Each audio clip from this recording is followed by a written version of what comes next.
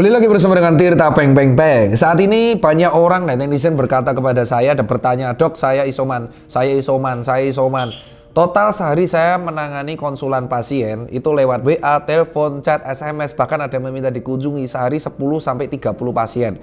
Rekor tertinggi itu pada waktu tanggal 1 Juli mencapai 45 pasien. Saya ngeladeni semua. Beberapa sembuh, ada 2 yang meninggal di isoman. Jadi buat kalian semua yang terus bertanya di DM dan gak bisa saya jawab dalam video ini. 5 pertanyaan sering ditanyakan. 1, "Dok, kalau saya isoman saya harus ngapain?" Tergantung dari gejala. Jadi gini, pasien yang diadakan isolasi mandiri adalah pasien dengan gejala tanpa gejala tapi jadi positif, tanpa gejala positif, gejala ringan, dan gejala sedang. Harusnya gejala sedang ini dirawat di Wisma Atlet atau rumah sakit darurat. Tetapi kalau misal ruangan tidak cukup, diminta isoman.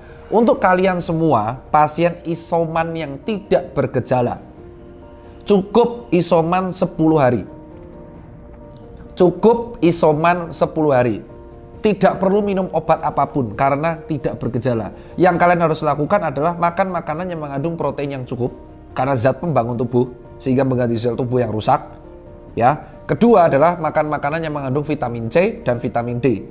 Kalau kalian pengen suplemen bisa konsultasi dengan aplikasi telemedicine. Vitamin D3 dan vitamin C tablet. Dan tinggal minum empon-empon yang kalian tahu, jahe anget sekali sehari silakan, tapi itu bukan obat COVID. Itu hanya sebagai suplemen dan bed rest. Untuk olahraga dipersilakan kalau kamu OTG, tapi tidak boleh terlalu capek karena akan mengganggu sistem penyembuhan.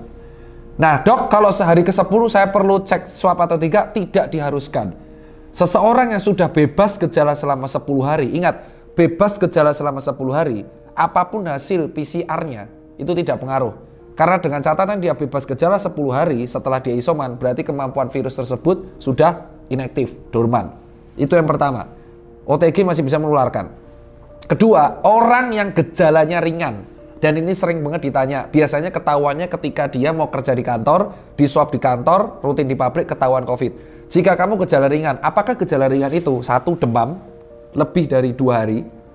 Ada nyeri sendi, dan anosmia, tetapi tidak ada gejala sesak, tidak ada batuk yang berat, batuknya cuma ringan. Yang kamu harus pakai adalah obat-obatan seperti paracetamol 500 mg 3 kali sehari. Ini untuk demamnya, 3 kali sehari. Dan kalau ada nyeri perut bisa diminum antasida 500 mg 2-3 kali sehari. Ya. Dan untuk meminumnya, minum air yang cukup. Terserah mau minum air kelapa, air putih, Pocari Sweat, air ion, ya kan. Yang penting bukan air panas 100 derajat karena melepuh nanti ya. Dan antibiotik tidak diperlukan untuk gejala ringan. Antibiotik tidak diperlukan untuk gejala ringan. Apalagi dexamethasone dan teman-temannya belum diperlukan untuk gejala ringan.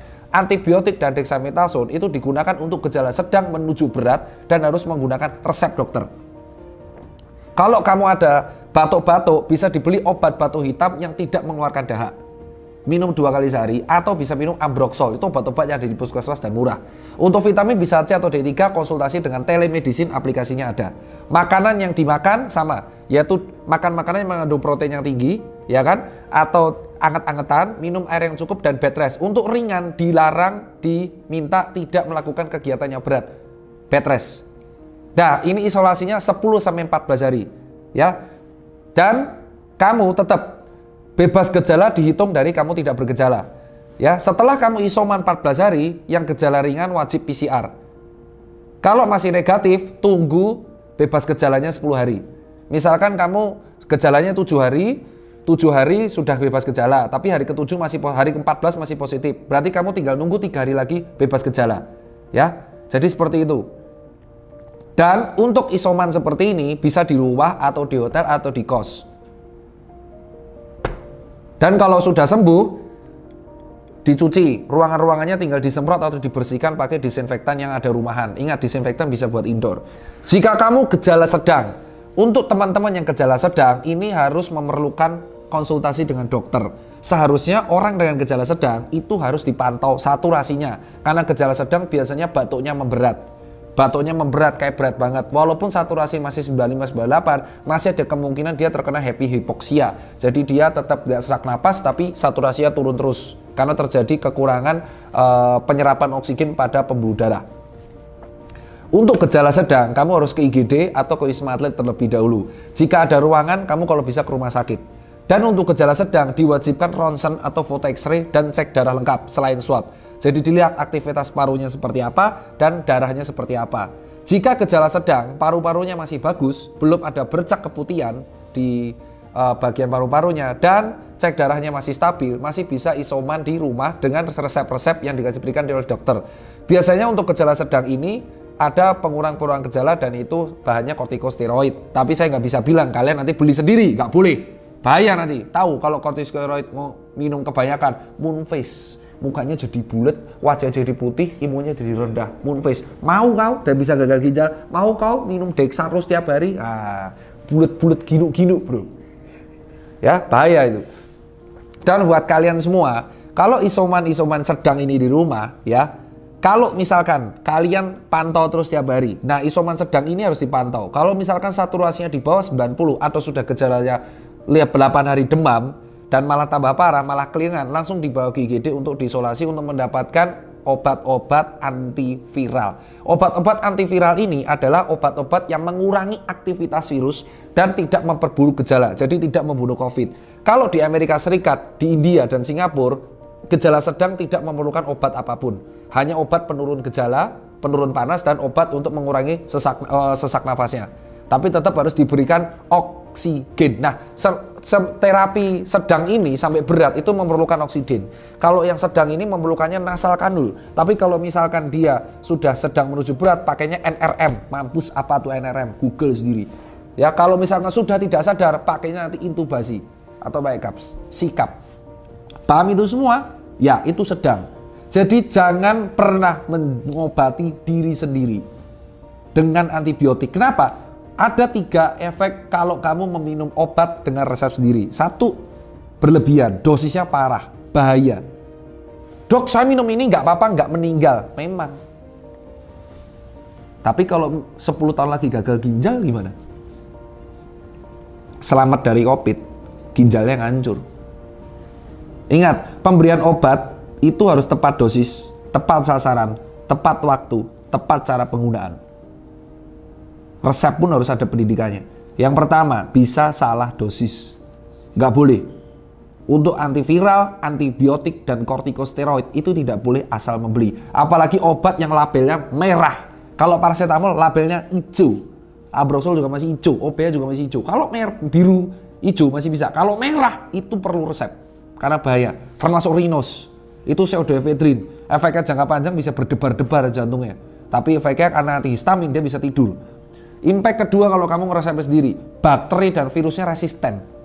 Karena kita minumnya tidak sesuai dosis. Jadi dia apaan sih? Pertama ditujup-tujup, kayak kaki kapalan. Mau kau bakteri resisten, namanya TBMDR. Bisa, tuberculosis multidrug resistant. Jadi karena antibiotik tidak diminum dengan bagus, karena harus 6 bulan TB, jadinya resisten. Yang terakhir adalah kerusakan pada organ tubuh, terutama hati dan ginjal. Mau? Nah, yaudah. Itu yang perlu lakukan. Nah, dok, kalau saya isoman, suplemen apa yang saya harus makan?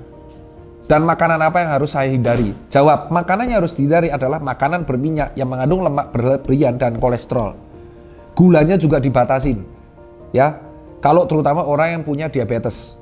Kedua, oksigen sedia kalau kamu gejala sedang. Ya, makan makanan yang banyak mengandung antioksidan, brokoli, kembang kol, tomat, wortel. Ya, untuk bayam dan kangkung ada kristalnya. Habis itu, kamu juga perlu makan makanan yang mengandung bawang putih, bawang merah, jahe merah. Itu untuk malam. Kalau untuk melegakan, jadi jahe merah itu impact-nya adalah antiinflamasi dan membuat aliran darah ke tenggorokan itu jadi banyak. Sehingga proses penyembuhan jadi lebih maksimal. Jadi kita kayak lebih lega, terutama minuman hangat. Air yang cukup, karena apa? Karena kita selama penyembuhan energinya terkuras. Walaupun kita bed rest itu energinya terkuras. Makanya kalau habis COVID, biasanya lemes banget.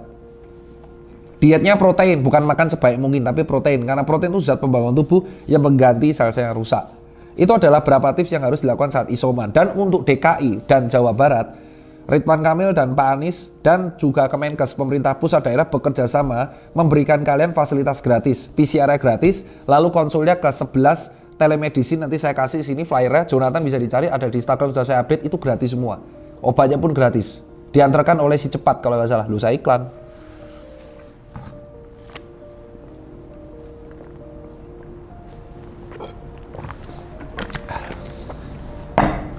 Dan jangan lupa minum air putih yang cukup. Tergantung dari berat badan masing-masing. Itu aja kalau dari saya, tips-tips supaya kalian isoman. Dan kalau isoman, lakukan apapun yang menurut kalian happy, selain mukulin orang dan judi ya. Lebih kurang saya minta maaf.